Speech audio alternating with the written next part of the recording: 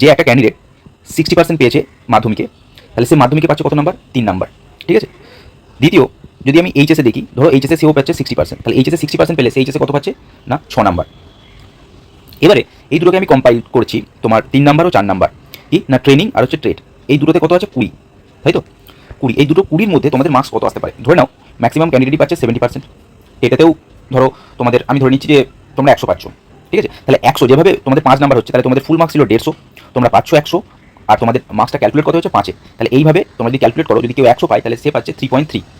ঠিক আছে, তাহলে এবার ডিএলএডে যদি তোমরা ট্রেনিংয়ে যদি 70% পাও তোমরা পাচ্ছ 10.5, আর টেটে যদি তোমরা 100 পাও, আমি ধরে নিচ্ছি ম্যাক্সিমাম ক্যান্ডিডেট 100-র উপরে বা 100, তাহলে সেক্ষেত্রে 3.3, তাহলে টোটাল কত হয়ে গেল তোমাদের? যদি এটা দেখো, এবারে অনেকে বলছো স্যার আমার তো অত মার্কস নেই, 100 নেই, আমার 90 থেকে 100, তাহলে আমি একটা সিনারিও নিয়ে চলছি, একটা কেস নিয়ে চলছি, যেখানে আমি ধরছি যে তোমাদের 90, তাহলে 90 হলে কত হয়? 3 মার্কস, তাহলে আমি 3 নিয়ে এখন চলছি, পরে আমি এটাকে বাড়িয়ে দেবো 0.3 কি 0.5, আমি পরে বাড়িয়ে দেবো কাটঅফটাকে হাই করার জন্য। এখন আমি 3 নিয়ে চলছি, তাহলে এখানে 10.5 আর এখানে 3, তাহলে দুটো নিয়ে আমার যেটা হয় সেটা হচ্ছে ধরো 18.5।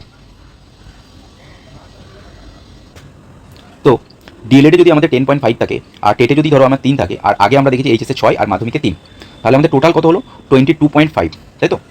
আমরা একটা নর্মাল সিনারিও নিয়ে চলছি, এখানে আমি আউটস্ট্যান্ডিং স্টুডেন্টদের নিচ্ছি না, নর্মাল স্টুডেন্ট, যেখানে টেটে 3, তোমার ডিএলএডে 10.5, এইচএসে 60% এবং মাধ্যমিকে 60%, তাহলে সেক্ষেত্রে সেই ক্যান্ডিডেট পাচ্ছে 22.5।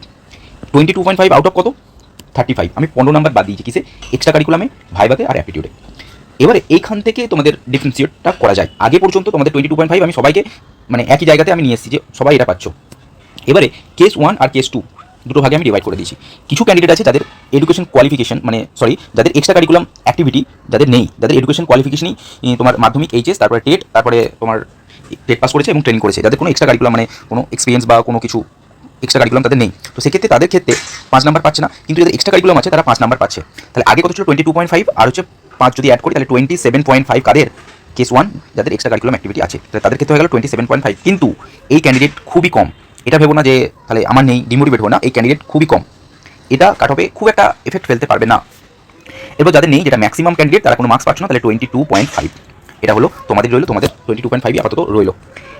এবারে ভাইবা আর হচ্ছে অ্যাপটিটিউড দুটো হচ্ছে মিলিয়ে 10, এই 10-এ ধরে নাও তোমরা ম্যাক্সিমাম 7 থেকে 8 পাচ্ছ, 8 ধরে আমি চলছি, তাহলে 8 হলে 27.5, আর হচ্ছে তোমার আমি 7.5 মেনে চলছি যে 7 বা 8, আমি কম নিয়েই চলছি যে তোমরা 7.5 পাচ্ছ, তাহলে 7.5 পেলে তোমাদের হয়ে যাচ্ছে এখানে 35। দেখো আমি কিন্তু 7.5 নিচ্ছি, খুবই কম নিচ্ছি, আর এটা কিন্তু 27.5, এটাও কিন্তু কম নিয়ে 60% মার্কস নিয়ে করছি, 35 যাদের এক্সট্রা কারিকুলাম আছে তাদের ক্ষেত্রে কিন্তু 35 চলেই আসছে, 60% তাদের আছে এবং 7.5 পাবেই তারা। সেই হিসেবে তোমাদের যাদের এক্সট্রা কারিকুলাম আছে তাদের ক্ষেত্রে কিন্তু 35 আসছে, কিন্তু যাদের নেই